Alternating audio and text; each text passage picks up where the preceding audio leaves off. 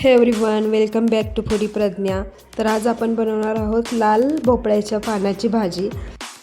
तर आज घरी भाजी काहीच नव्हती बनवायला, तर मग मम्मीने आमच्या घराजवळच आमचं शेत आहे छोटंसं, तर मम्मीने तिथं बिया लावल्या होत्या भोपळ्याच्या। तर त्याचा वेल वाढला होता, तर त्याची कोवळी कोवळी पाणी अशी तोडून आणली।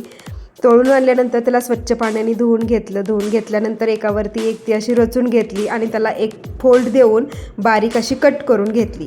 तर तुम्ही पाहू शकता व्हिडिओत कशा प्रकारे मी कट केलेली आहे भाजी बारीक। असं केल्यामुळं काय होईल, तुमचा टाईम पण वाचेल भाजी कट करण्यासाठी आणि भाजी एकदम बारीक अशी चिरून होईल।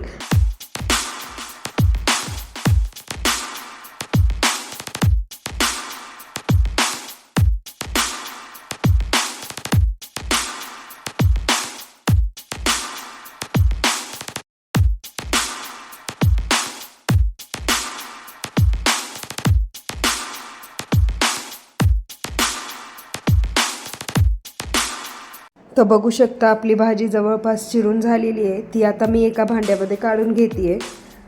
काढून घेतल्यानंतर मला जे लागणारं साहित्य आहे ते मी कट करून घेतलेलं आहे। तर एक कांदा, 3 हिरव्या मिरच्या आणि 5-6 लसणाच्या कुड्या मी बारीक अशा कट करून घेतलेल्या आहेत। आता गॅसवर मी कढई ठेवलेली आहे। त्याच्यामध्ये ऑइल गरम झालं की 1 टीस्पून जिरं टाकलेलं आहे। त्याच्यानंतर बारीक चिरलेला कांदा टाकला आहे, हिरव्या मिरच्या टाकलेल्या आहेत।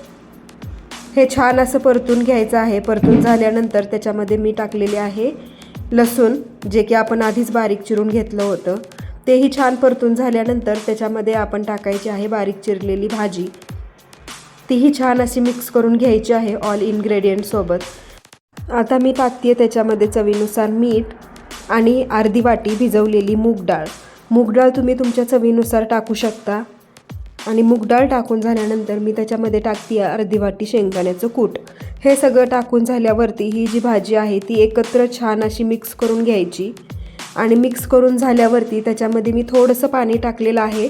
तुमच्या चवीनुसार किंवा तुमच्या आवडीनुसार तुम्ही त्याच्यामध्ये पाणी टाकू शकता किंवा स्टीमवरती पण ही भाजी शिजू शकते। त्यानंतर थोडंसं झाकण ठेवलेलं आहे आणि वाफवून घेतलेली आहे भाजी। आणि थोड्या वेळानंतर हे बघा मी झाकण उघडलं, तशी मस्त अशी हिरवीगार छान भाजी दिसतीये। तर तुम्ही पण नक्की ट्राय करून बघा। आवडल्यास लाईक, शेअर आणि सबस्क्राईब करा। Thank you for watching. See you soon.